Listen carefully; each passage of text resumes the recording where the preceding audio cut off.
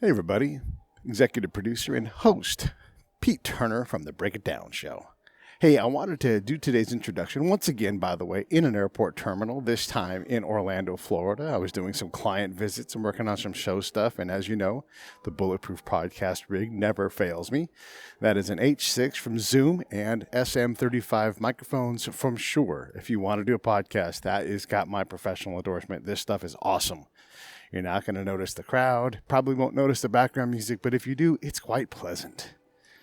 So today's guest is fascinating. First off, we recorded this episode while he's in Malaysia. Normally he lives in Yemen, where that's a war-torn country right now, going through a sort of a civil/proxy war. His name is Tim Mackintosh-Smith, and he wrote a book about 2.5 inches thick called Arabs, a 3,000-year history of that people.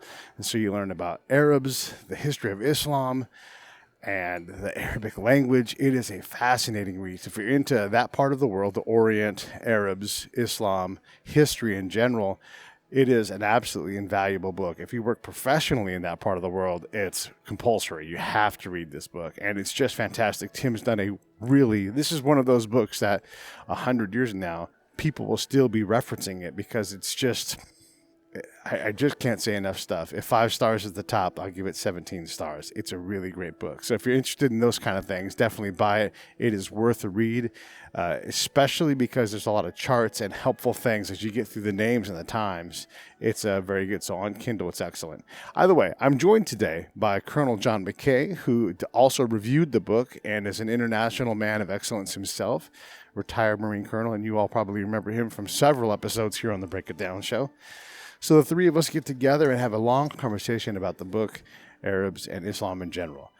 Hey, so support the show. Here's how you support me. And I know a lot of you are already doing this. Thank you for that. Sharing the show is the absolute best way to do it. You can buy shirts on the website. You can, tell your friends. Just in general, getting the word out about the show, commenting when we post it, that all helps. Keep doing that. Keep telling people about it. I'll keep making great shows. There are some fantastic episodes coming up I'm super stoked about. And maybe, just maybe, I've gotten lucky and grabbed another really, really huge guest. We'll see how that goes. Hey, as always, I'm going to ask you to support Save the Brave. Go to savethebrave.org. Drop a little bit of money in the coffer each month through PayPal. We're glad to do it. $5 would do. $20 would do. $50 would do. Whatever it is that you can afford, then you can say, without a doubt, I support veterans. I put my money where my mouth is, just like John, Scott, and I all do. And I would appreciate it if you do. Let me know, and I'm glad to shout out your support. I'm glad to keep it anonymous if you'd like, but let me know if you're supporting so that so we can keep track and make sure we thank you personally. Either way, I thank all of you for listening to the show. If you're new to the show, get ready. We do this a lot. 5 shows a week, a lot of topics. Buckle up, hang on. And now, here comes Tim Mackintosh-Smith. Lions Rock Productions. This is Jay Moore. This is Greg Proops. This is Jordan Harbinger. This is Dexter from The Offspring. This is Nathan This East. is Sebastian Younger. This is Rick Marotta. This is Stuart Copeland. This is Mick Gillette. This is Andy Summers. Hey, this is Skunk Baxter. This is Gabby Reese. This is Rob Bell. Hey, this is John Leon Guerrero. Hey, and this is Pete A. Turner. Hey, this is Robin Dreek, and you're listening to the Break It Down Show.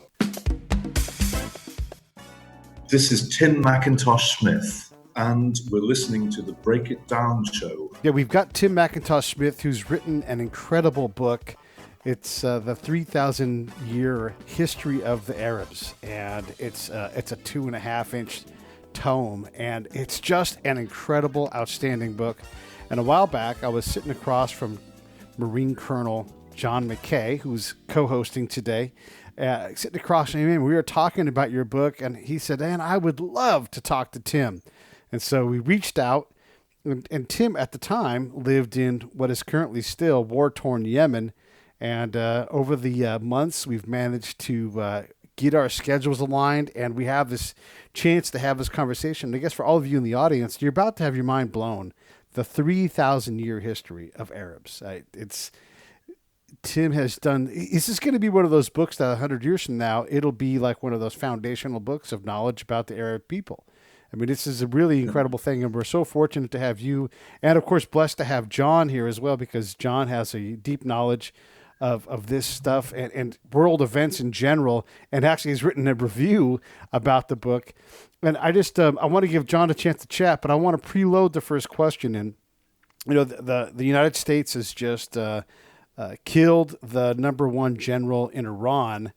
And everybody's all on Twitter and talking about things that they really don't have any idea about. You are uniquely able to talk specifically about what this might mean for Iran. Like from the American point of view, from mine, Iran continues to push and push and push. And this time they got their bluff called, and it cost them something. And now there's going to have to be a reshuffling of the deck to see what happens next.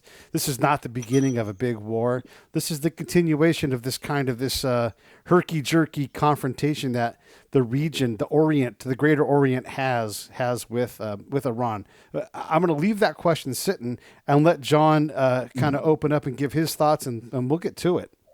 With this having occurred on Friday, yesterday, it was actually one of the questions I wanted to pose to Tim, and I'm probably going to be at variance with you,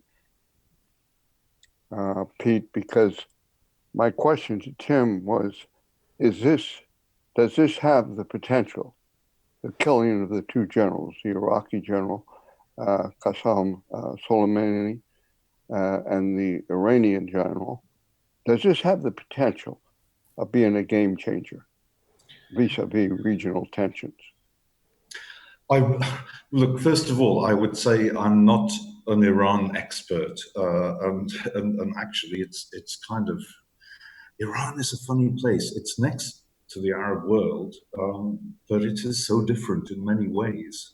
It's different culturally, it's different linguistically, and the two of those things are very much connected.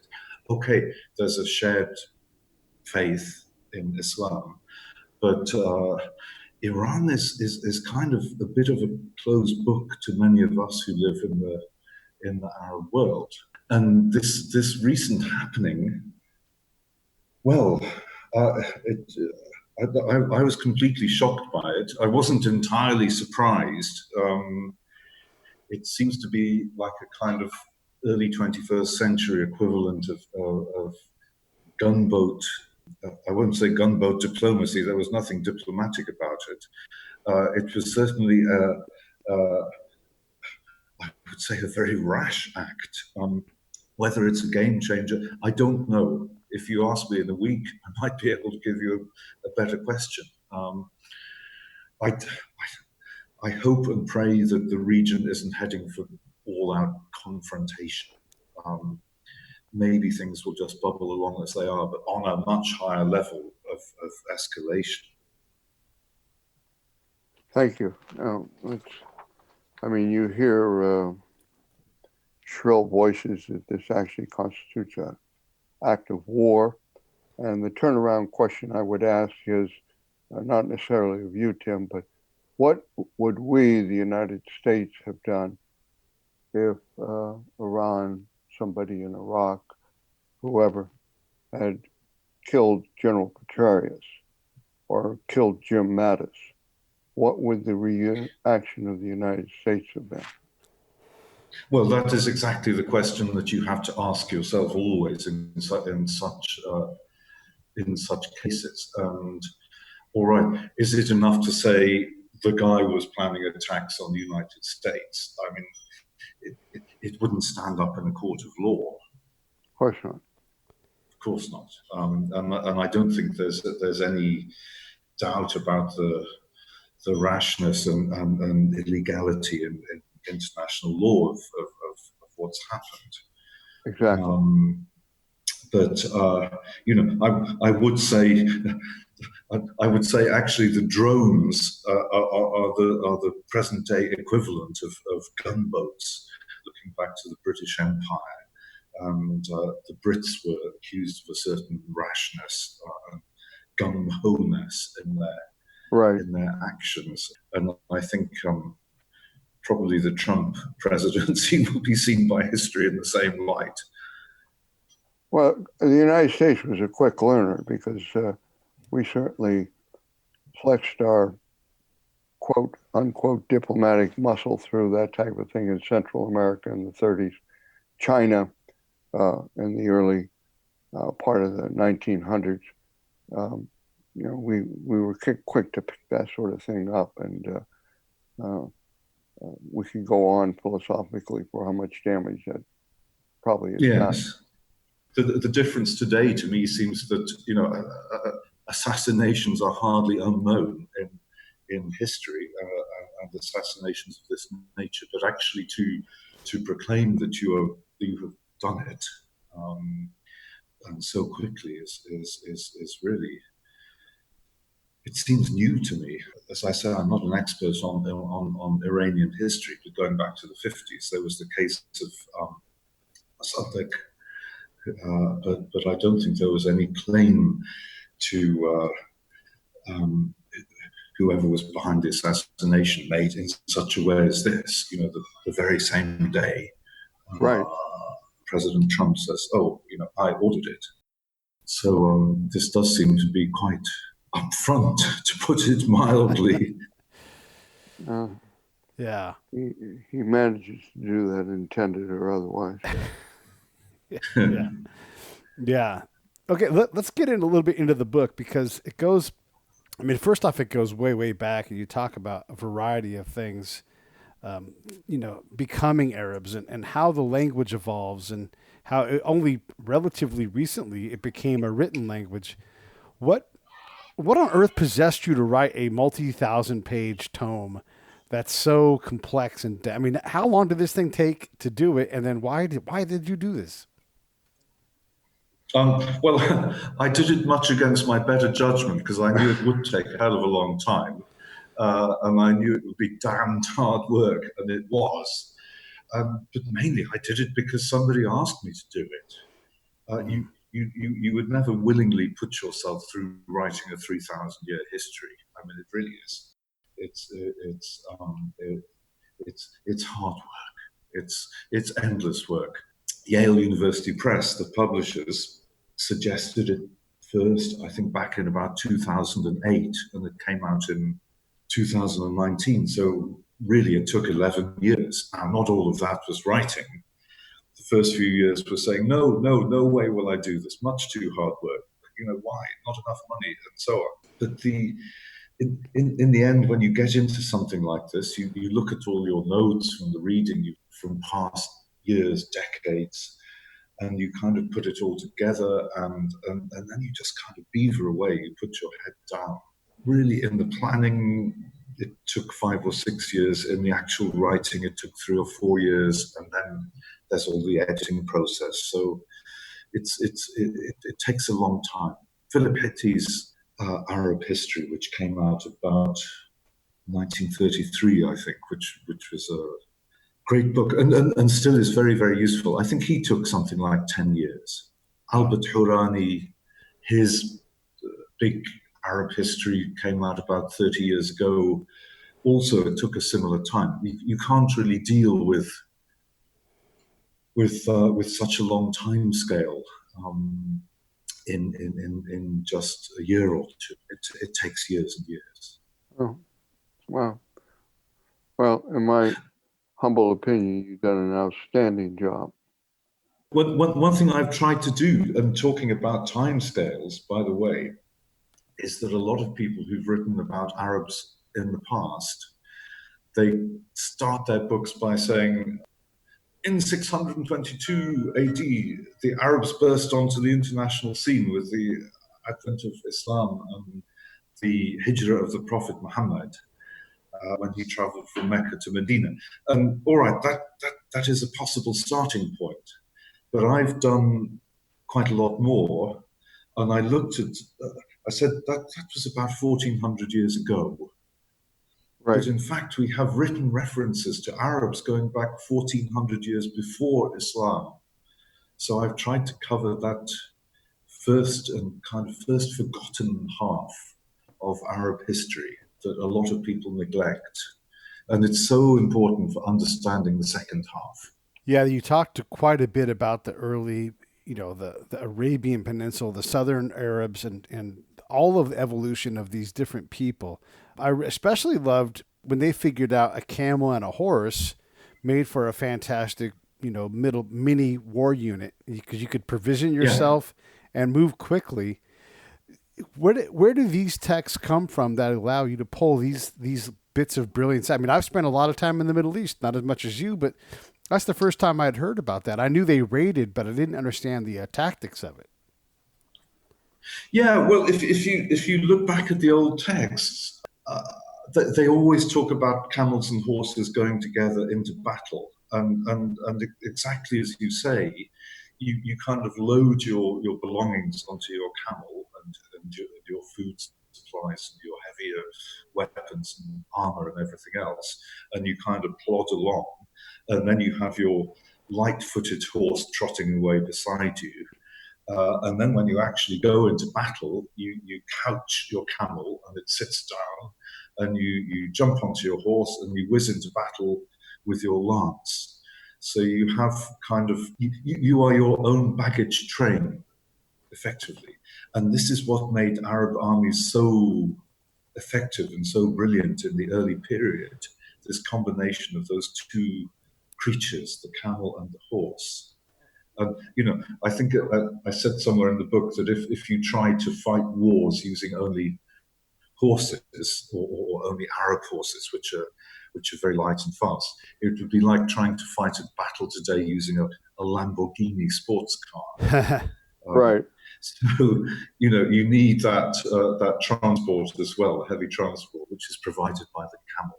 Tim, again, I'm just quoting a small part of your book, but I've got a question I think that would interest the audience. In the section of your book called Dominance, under Cascades, which is an interesting word, chapter 7, you write of the Battle of Siffin, which took place in 657 AD, I believe. And of course, other battles are mentioned throughout your book.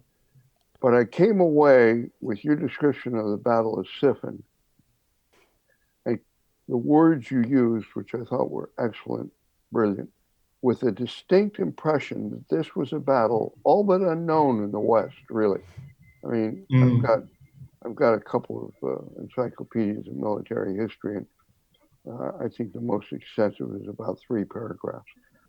But I believe, and correct me if I'm wrong, you provided the pretext for the division of Islam into 2 major sects, the Shia, or supporters of Ali, and the more orthodox Sunnah, who had abhorred Ali. Am I accurate in my interpretation? Yeah, I don't think it was a question of orthodoxy and heterodoxy at the time, or abhorrence or anything like that. Again, I would say it was to do with that motor of history, which is the search for power. And I think you have to bring it down to quite a simple level and just say that, the 2 main actors, or the two opponents in the battle, right, were Ali ibn Abi Talib, who was the cousin of the Prophet Muhammad and also his son-in-law, right, on one side, and Muawiyah on the other side. Now, Muawiyah was the son of somebody called Abu Sufyan, and he had been the most powerful man in old pagan Mecca. okay. That family, Muawiyah's family, were the big shots. In fact, they were also cousins of Muhammad's branch of the same family. But Muawiyah's branch had the money, they had the power, and in a sense, Muawiyah thought, why should I give this up? He was trying to continue clinging to that power that his immediate clan had before Islam. Ali represented this new power, which had coalesced around the Prophet Muhammad.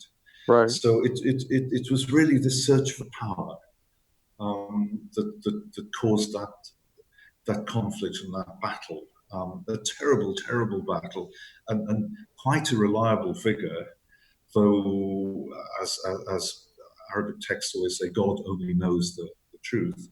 Right. But quite a reliable figure for dead, the dead in it was 70,000. 70,000 dead in an inter-Arab, inter-Muslim fight very early on. And the descriptions, I remember I quoted something about, the dust raised by the battle covering the sun, and nobody knew if it was night or day. Nobody knew if it was the time to pray. So, religion was sort of blotted out by this horrible earthly search for power.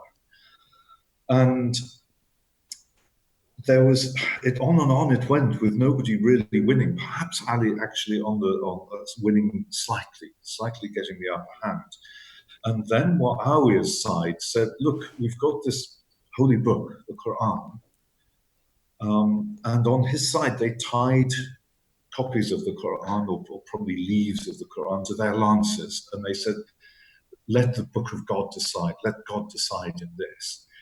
And that, in a sense, it crystallizes quite a lot of what happens after, because on one side you have the book, the text, and on the other side you have the man, Ali, who is a close relative of the Prophet.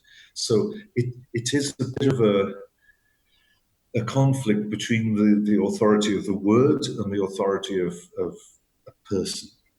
And this comes out in time as what we think of as the Sunnah and Shia divide.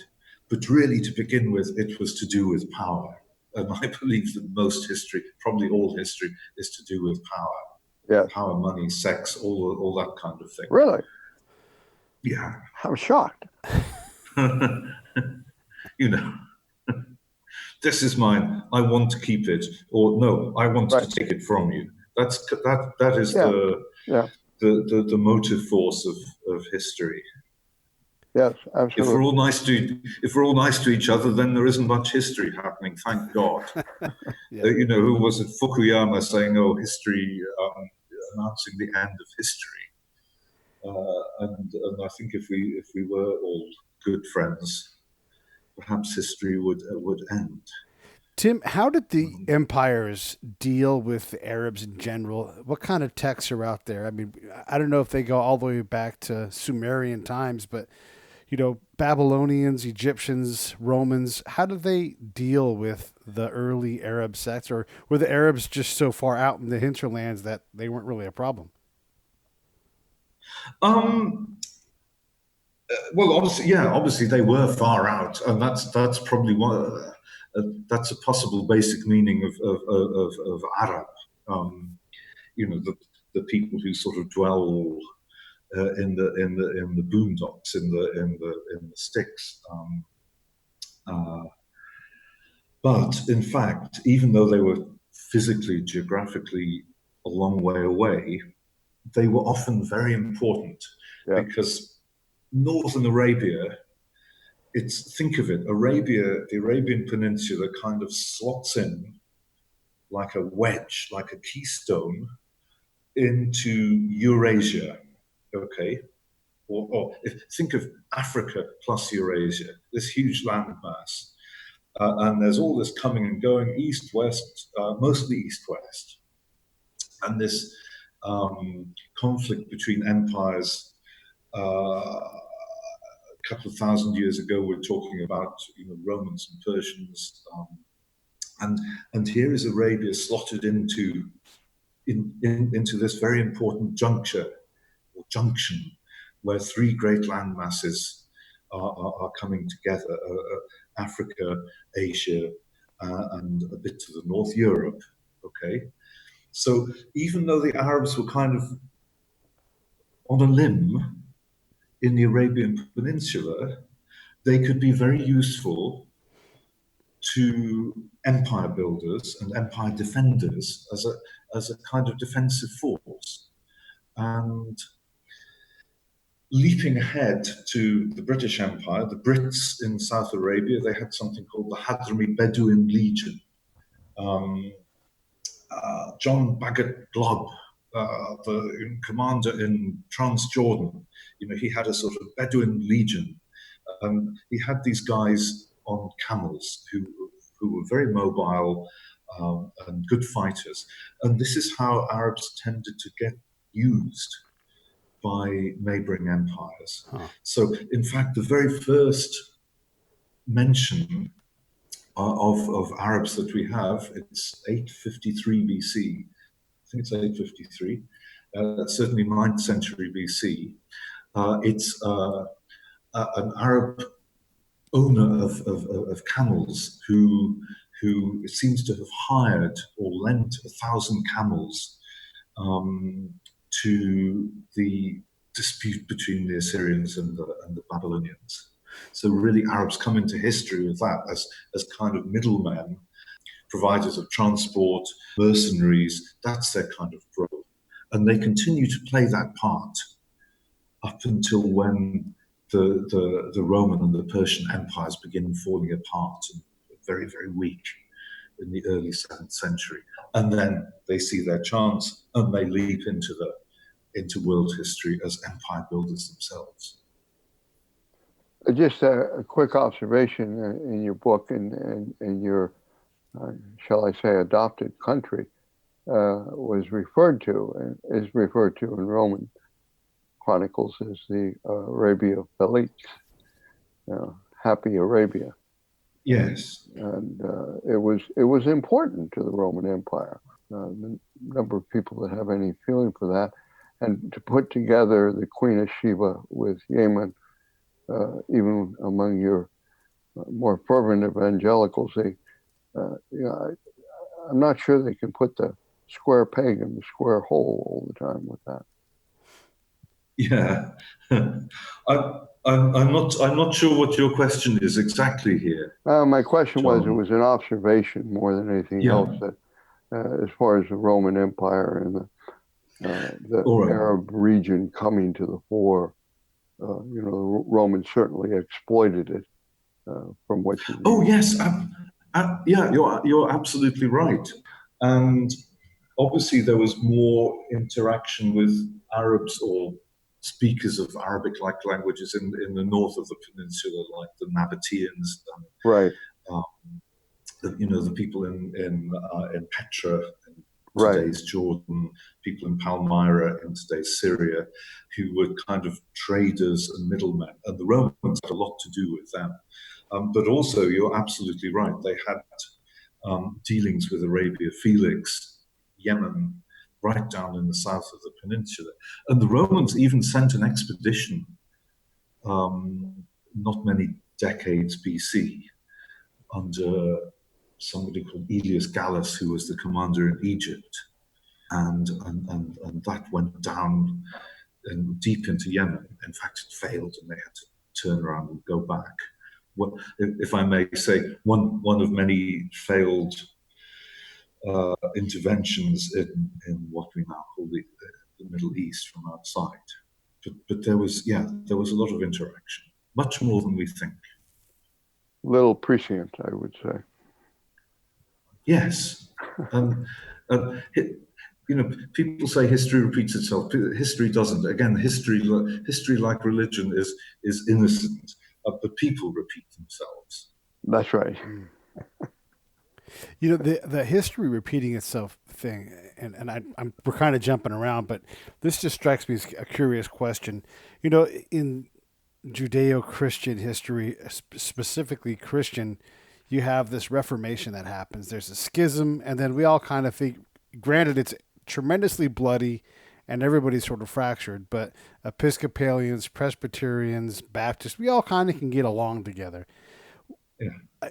Two things. One, if Muhammad had a will, and a right of, who's going to take over next, and it was more clear than just, hey, go do this for a while, might the schism have been avoided, or is this just always going to happen? And then two, are we still waiting for this bonding between Shia, and I'm leaving out a lot of groups, but Shia and Sunni? Is there going to be some kind of healing like we sort of have in the Christian world? Oh, golly, yes. Well, to talk about Muhammad to begin with, it's a whole vexed question about what his intentions were. Right. to do with whoever was going to succeed him. And both sides have their own views. Hey, this is Pete A. Turner from Lions Rock Productions. We create podcasts around here, and if you, your brand, or your company want to figure out how to do a podcast, just talk to me. I'll give you the advice on the right gear, the best plan, and show you how to take a podcast that makes sense for you, that's sustainable, that's scalable, and fun. Hit me up at pete@breakitdownshow.com. Let me help. I want to hear about it. And both sides have their own views. And I mean, in my mind, the weight of history seems to be in favor of what actually happened, which was that Abu Bakr, who led the prayers during the Prophet's final illness, and then took over and was agreed to be the new leader. But did the Prophet, in fact, want Ali, his son-in-law and cousin, to take over? I don't think you can say. I don't think you can come down on either side absolutely 100% definitely. We can't get into the mind of somebody who died that long ago on his deathbed. So there will always be arguments about that. In terms of whether different sects can come together, I think if religion can, if Islam can assert its independence from politics and say, actually, it is a religion, it's above all these earthly wranglings about power, then people can get together, certainly. No problem at all. But at the moment, religion and power politics are so entangled, Right. there's not much prospect of reconciliation in the near future. I mean, I hope and I pray from the bottom of my heart that it will happen, that it'll happen sooner rather than later. But I don't think it'll happen in my lifetime. Okay. Yeah. Another question, and this you do address it in the book, but how do you see the evolving status of women in the Arab world? We're not talking about Persia here, but in the Arab world today. How do you view that? Yeah, I think today it's so different from, you know, we talk about the Arab world, we talk about the Arabs, and I make a point in my big book that we should really talk about Arabs. They're not kind of one homogenized mass or lump. So, you know, the position of women in Yemen is different from their position in next door Saudi Arabia. It's different again in Lebanon. It's, you know, it's so different from one country to another that you can't talk about an attitude to women or a position of women. I think looking over history, at the beginning of in South Arabian history, pre-Islamic history, women had a very strong position. We have, of course, the story you mentioned, the Queen of Sheba, and you know, there are debates about who exactly she was, but women obviously did have a very high position. The Quran admits this and talks about the Queen of Sheba and how she ruled by shura, which means by consultative assembly. So the idea of women having power and there being a certain amount of democracy, even long before Islam, was known by early Muslims. Early Muslim women could have great power, and somebody like Aisha, the Prophet's wife, one of his wives, you know, the young woman who, in a sense, you know, she had great power after his death, and was involved in politicking and even in fighting. There's a battle called the Battle of the Camel, in which she was directing her partisans from a litter on top of a camel. So, to think of women in the past as kind of shrinking violets, or wallflowers or whatever, it doesn't really work. I think a lot of actually Byzantine and Persian attitudes to women were imposed or placed themselves on top of Arab opinions. So, ideas about veiling and that sort of thing, as often as not, come from outside Arab culture. Yeah, I think we've always got to be careful about not talking about the position of women in the Arab world, because it's so different from one place to another. I have to fully agree with you, and I wasn't trying to set you up at all. My experience is limited, though it has been predominantly with the Palestinians. Yeah. And I was very fortunate, particularly not speaking the language, to be invited into several Palestinians' homes as the only American. And when I went back over in 2008, even my wife and I were invited into Palestinian homes. My observation there was that one gentleman who will remain nameless, very, very prominent and in his particular field is known worldwide, and he's been successful. We would go to his, or before when I was first over there, I'd go to his house, and he deals in very high sums of money, and the house was not lavish but very nice. And the minute he walked in the door, he was no longer in charge. Yes. and then you've got it. Yeah, and again, he'll remain nameless, the colonel that was in charge of security in Gaza.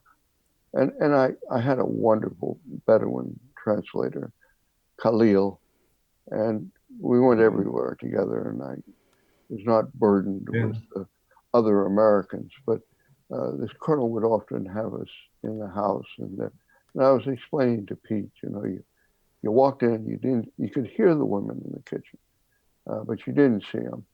And, the first thing that came out was a bottle of scotch. And after the meal, they'd hook up the hookah, and you would get a glimpse of the women. But I just, the nuances, not speaking the language was a terrible, terrible liability. The women the women said when dinner was going to start or when the meal was going to start. And, the colonel would get up and said, we go to the table now. And that's what prompted the question. Now, the Palestinians, per your just concluded explanation, are really a group apart. I think they're probably one of the more secular groups of people in the Muslim world. That's my opinion. I may be wrong. It's also a population I have a tremendous amount of empathy for. And of course, don't forget that there are plenty of Palestinians who are Christian as well. Very much so. In fact, but going back to go ahead. Go ahead. But going back to women and experiences of unexpected experiences with women in the Arab world. I always remember being stuck somewhere in Oman, in southern Oman, in a very kind of desert region. And for some reason, I'd been dropped off a pickup truck in the middle of nowhere, this great gravel plain, and the sun was beating down. There was nowhere to take shelter. And I waited and waited and thought, am I just going to shrivel up and die here? And this another pickup comes out of the distance, and I leap onto the road. Stop! Save me! Put my head through the window, and it's a woman driving it. Wow! With a face mask, a kind of like a patent leather bat-wing face mask like they wear down there. And I kind of went, oh God, I'm so sorry. I didn't realize you were a lady, and just drive off and leave me to die. And she said, what's this nonsense you're talking? Jump in the back. And I jumped in the back. And we went on and we picked up all these other odds and sods, an Indian here, Pakistani there, Bangladeshi there. And she ended up with this pickup load of kind of lost travelers. And, one by one, we got out and I got out and she said, this is our custom. It doesn't matter that I'm a woman. I wouldn't leave anyone in the desert stuck like that.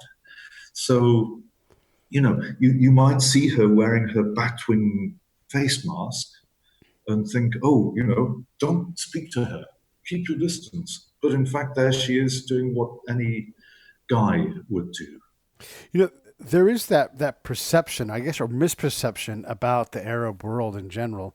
And I guess when I think about, the raiding nation, or style of Arabs, it is sort of weird that they pushed against alcohol, because you think of warriors, you think of people that live fast and hard, and they drink a lot, and without exception, everywhere I've been in the Arab world, I've been offered some kind of intoxicant, whether it was marijuana or hashish or opium, whiskey, beer, all of those things. I've had an Iraqi guy look over his shoulder and say, this is how I do Ramadan, and pull a bottle of Johnny Black out of his desk during Ramadan, Yeah, that is actually slightly shocking. But then, you have very good authority for such things. You have the Abbasid Caliph al-Ma'mun. He writes in a line of poetry. It goes, as far as I remember, drink and enjoy it, but just be aware that you're not supposed to be doing it. Right. So it's the guilt is not a bad thing. Yeah, but our perception is, especially like with the military, was don't even drink water in front of these people. And so I would ask these questions, and use my cultural skills and say, I want to understand, like, is it offensive if I have a drink? And they're like, you're not Islamic. You know that, right? It's totally fine. If you want to eat with your left hand, we know that you're from California. We don't expect you to eat the way we eat. We love that you're eating with us. That's what matters. But we get bound up by all these perceptions without even asking. They're just a common question. Like, I'm curious about how you guys do this. Yeah. I felt right from the beginning of my long experience in Arab lands that I had somehow landed with kind of an extended family, that somehow I belonged there, and that anything I did that was slightly different would somehow be accepted in the same way that, you might have 3 different children, they do things differently, but you accept each one for who he or she is. And this kind of acceptance, that's my experience of living in Arab lands, and particularly in Yemen. And it's something which will be with me until the day I die. And it's something that I miss every minute that I'm not in an Arab country. They're sort of, Arab lands are so physically exotic and different, and they look strange and so on. But in fact, you feel at home in them. Interesting.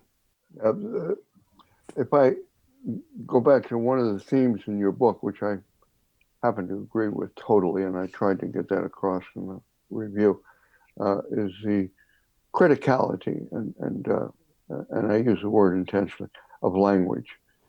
I think I mentioned one of our email exchanges. I've done a couple of articles on, how Americans are just absolutely horrible about their whole philosophy about learning a foreign language.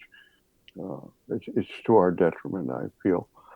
Do you feel that language will continue to be a key element within the Arab world? I think so. I'm not 100% sure. What has kept the Arab world together, I would say more than religion, but over these millennia, it is language. Yeah. And the fact that there is a unified form of the language, call it classical language, call it standard Arabic, whatever you like, but there's one unified form of the language which I can write in, and somebody living in Mecca in the time of the Prophet would have been able to read what I write and understand it, and vice versa. Right. So it has this incredible stability. Obviously, it gets new words, new items of vocabulary, but as a language, it's incredibly stable. If you think of English, go back to the 7th century, Right. Anglo-Saxons in Mercia or somewhere in England, we wouldn't understand. Arabic has this stability and this longevity. It's a very strong glue of the culture. But there are, of course, Arabic dialects, and nobody actually speaks that standard Arabic. So, I have worries, and a lot of Arab educators have worries about whether things like social media, people will use dialect more and more and more when they're writing, and whether the standard Arabic will gradually be lost. Which will have repercussions on cultural unity. Absolutely. The language is an old language in terms of its ability to modernize within its own etymology. So words that I know for sure in Arabic are taxi, pizza, granted it's pizza, but a carburetor, computer. Those words are all, what do you call those? They're just taken straight out of the English language, because Arabic doesn't seem to tolerate new languages, or new words, I should say. Not officially. I mean, there are these bodies rather like French have this body of sort of linguistic purifiers who try to chuck out anything which isn't kind of pure French, and you do have bodies like that in the Arab world. Right. But in fact, no, Arabic will bring in new items of vocabulary quite easily. And some of the efforts of the purifiers are doomed to failure. I mean, take the word sandwich, which sandwich in most people's Arabic. I don't know if this is actually true, but it's said that it was suggested that the correct Arabic for sandwich should be shatrun wa mashturun wa bainahum tazij, which literally translated back means the half of something divided in half, and the other half of something divided in half, and between them something fresh. Work that out. It's easier to say sandwich, so there are practical considerations, and Arabic does things like telephone. Okay, telephone. You can call a telephone in Arabic telephone, but really it should be a hatif. And the hatif, if you go back in time, it was to the time when people kind of sacrificed animals and examined their entrails and that kind of thing, and voices came squeaking out of the desert, telling you about the future. The hatif was this kind of disembodied voice that accompanied the taking of auguries. So a hatif, a disembodied voice, has become the word for a telephone. And I love things like that because it's a cultural appropriation, which is very appropriate. Absolutely. And that one of the papers I wrote, one of my points was it's not a question of going to military language school and getting a 3. It's a question of acculturating yourself, as I like to say, and I'll be risque and probably invite the wrath of those who disagree. One of the easiest ways to learn a dictionary, learn a language, is to find yourself a long-haired dictionary. and proceed from there. Yes. Whatever your choice may be, but that's true. I mean, there's the business of intimacy, the business of, what do you call this? How do you it flows so much more naturally in an environment like that rather than in a classroom. Yes, exactly. And if you look at the way children learn languages, I mean, that is the ideal way. Yes. Yes. Look at a small child; they'll get things wrong for several years, but eventually it comes right, and that's the natural way to pick it up. Oh. You live in Yemen. You have this deep understanding of the Arab history, obviously Islamic history, because they sort of go together, like Siamese twins, like you said. How was it for you day to day? I mean, this is a very dangerous place to live right now. What is the respect level for your scholarly work there? All of these things that you do to enculturate yourself and speak the language. How protected are you as someone who is of them but not with? I think I don't know, I'm probably a rather unusual person.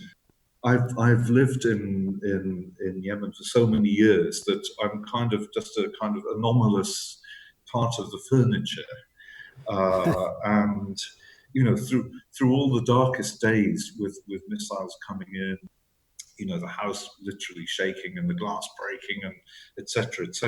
and worrying for friends and loved ones and family, I always did feel protected, and I mean protected by my neighbours and friends, who I know wouldn't let me down. There have been some very dark times, of course. But there's nothing worse than spending a whole night awake while the missiles come in. But in the end, you know that you have people who, in a sense, who love you. But the feeling is mutual. Right. Does that make sense? Absolutely. Yeah, 100%. Yeah. I think John and I have both been in this situation where we've had to create those. We don't create it by design necessarily, but out of necessity because of the kind of work we've done. You need to do that. Yeah, I mean, your position is obviously it's different from mine. How can you put it? If you go to a place and you fall in love with it, and then the place falls apart, there's nothing sadder. Yeah. But in effect, whatever happens to that place, you are still part of it, and you always will be. You are part of it, and it's part of you. Yes, I've experienced the same again in my emails. I feel the same way about Latin America. I have no accent. I obviously could not pass for approving India in the Sierra, but my accent is such that probably none of them have ever seen a Cuban, but I obviously must be a Cuban, and that's fine. Yeah. So, John, somebody should make a blockbuster movie about your life, a biopic, or at least write the biography. I'm doing the memoirs, Tim. Good. It's been a labor of love, and I'm at an age when I try to keep my mind as active as possible. But I sort of promised the faculty, because I'm not teaching this semester, that I was going to try to finish it up by the end of the summer. I've got a lot done on it, but it needs a lot of work, as you rightfully know. Yeah, good. We'll never flag, never give up. Somebody said recently, I think, was it Philip Pullman? I believe it was Philip Pullman. He said that the only reason people don't write books is because they give up on them. So carry it through. Yes, sir. And you are a person who is obviously very rare and getting rarer. And what I'm worried about in the present climate, and I don't want to get into American politics, but it seems there is kind of a new move towards isolationism. Yeah. But you represent something much wider. you have a much wider background, and rejoice in this and publish it and show people, tell people about it. Yeah, I definitely want to do that. And it's, all the best to you in this labor of love, and I would love to be one of the first people to read it. well, thank you very much.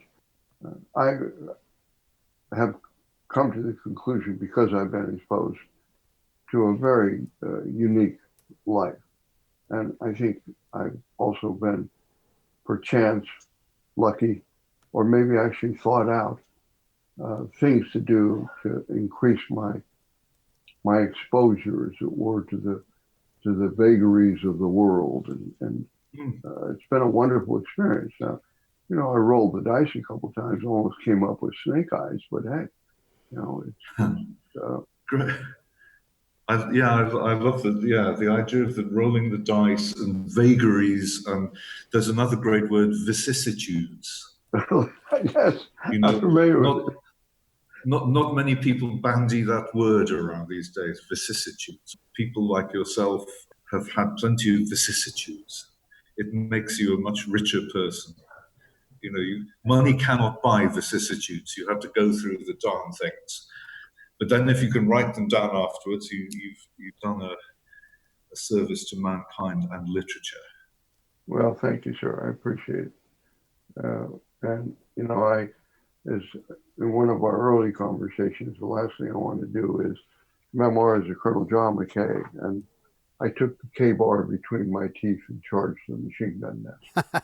Yes. rather not go that route.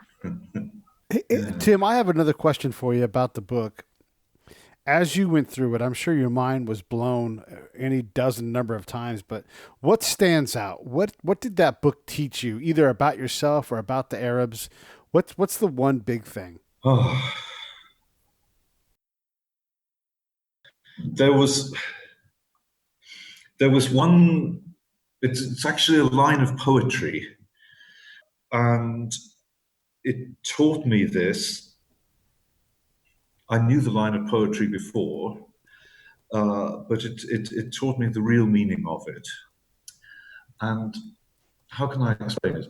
If you write a history, particularly a big sort of overarching history like I've done, a doorstop, you are setting yourself up rather as a judge. And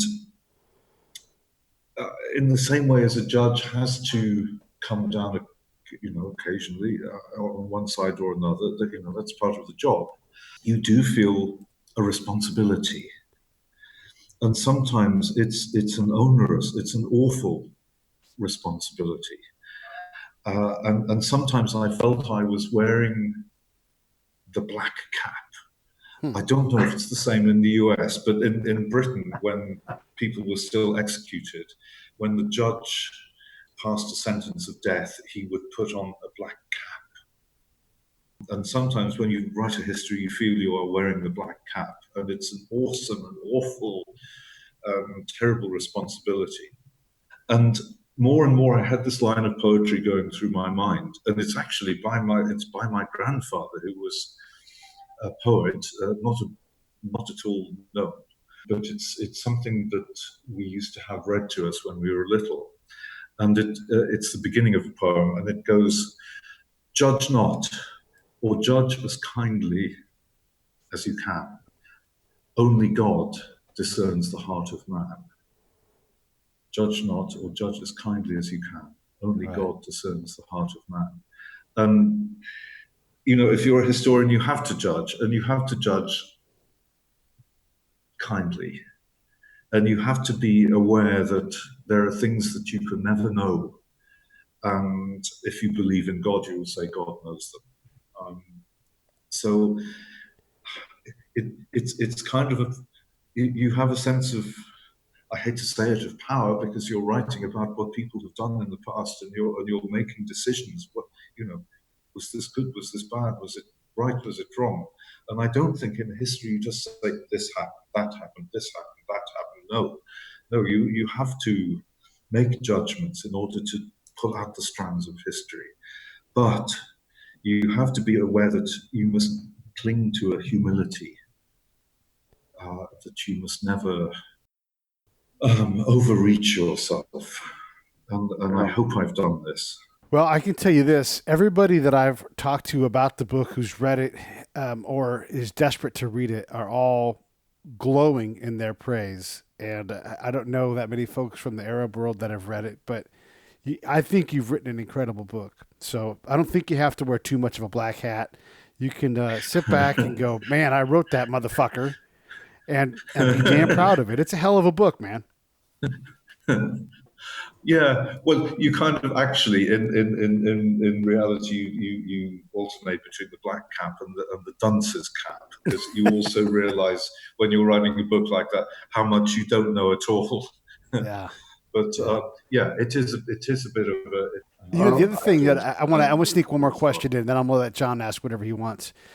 I worked in Salman Pak, and for those that are listening, Salman al-Farsi was the Prophet Muhammad's barber, and he was liked enough that he has his own shrine, and there's a couple other dudes buried there in the same shrine, so it's a multi-shrined out kind of place, and it is a quarter mile at best from the Ctesiphon Arch, which is what should be a UNESCO heritage site, preserved and studied, because there's all kinds of tales and archaeological things around it. But that area was unique, Tim, because the mayor, if we allowed him to be the mayor, had a plan. And he's like, look, we can have Christian Kurds come down and run the casino and hotel because people will come here from all over the world. We'll have Sunnis running the shrine because it's their guy. And then the Shia. And then the Sunnis will run the arch and the education part because that's more, that's appropriate for what they do and their ability to work the university part of it. And I just thought it was this wonderful cultural magnet that we know so little about, not nearly enough about. But here is an Iraqi guy who's like, this is how you run this whole place and lock it all together and at least unify this pocket of southeastern Baghdad province. And I wanted to get your thoughts on something like that, like to take something as important historically for what the little we know about it and use it as a cultural icon to create stability. Yeah, I think you're absolutely right. You have to home in on these places, on these essential places. I'm thinking of a Yemeni equivalent, which is the dam at Marib. Right. And Marib it's off on the edge of the desert, but there was an ancient dam, this great hydraulic piece of engineering that goes back to, possibly more than 1000 BC. The present dam or the present remains that are there are a bit younger, but thousands of years old. And to look at something like that, to use it as a focus for all these warring parties, then you get a sense of the country. Because what is lacking so often these days is that sense of the country, the land, the way the land actually unites people and can unite people of very different backgrounds. And to have an extra focus, like, as you say, the Arch of Ctesiphon and Salman al-Farisi's shrine, it's something people can focus on, which is other than what makes them different. You need to find a narrative. You really need to dream a dream. And it was another Salman Rushdie, who wrote, I think, in his Midnight's Children, his great book that starts with the independence of India, and he's talking about India as a country, and he says, all these different people lived in India, but it was a dream that we all agreed to dream. And you have to have these focuses for dreams. You have to have dreams. Because once people start focusing on what makes them different, then things fall apart. And this is so sadly, what we're seeing at this present moment in history. I hope and pray that the moment is short. But eventually people will have to go back to dreaming these dreams and looking at great things like the Arch of Ctesiphon and the Dam at Marib in Yemen, and the great buildings in Egypt that can be focuses. Tim, I'm going to change frequencies here just a little bit to get your permission, but I've been asked to abridge and consolidate the review I wrote for the Marine Memorial Club's monthly magazine down in San Francisco. I've agreed to do so, and I just wanted to say I do have permission from the publisher, American Conservative Magazine, mainly because they're not going to pay me anything. Trivia down, like I was talking to Pete, 2,100 words to 500 words. It's not worth the effort, so I'm going to rewrite it completely. But it's going to be condensed to 500 words. I think that's going to come out in the spring. It's basically a military club issue, but it's very well done, unless you have any objection. Oh no, absolutely not. I'm very, very grateful for what you wrote and for your close reading, your eloquence in that longer review. And I know that anything you write about the book will thrill me. The nicest thing you can do for any writer is to write a good review of his book or her book. Well, thank you. I appreciate it. It really makes my day. It makes my month. And other things which I hate to mention, things that I can't deliver.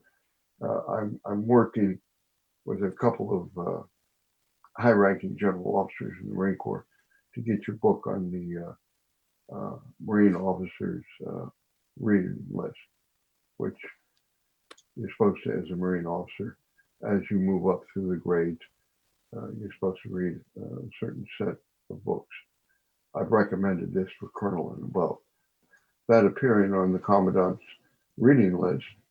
That's very good of you. I hope they don't curse me for having written something that's so long. You can always cheat and look at the when you read that book. There's a chronology at the back of it that I spent a long time writing, and you can if you want to pretend at a dinner party that you've read the whole thing, you can always whiz through that chronology. In fact, the plates, the pictures in the middle of it, captions under them, give a sort of condensation of the whole book. You could spend about 5 minutes reading those captions and at least have an idea of the whole thing.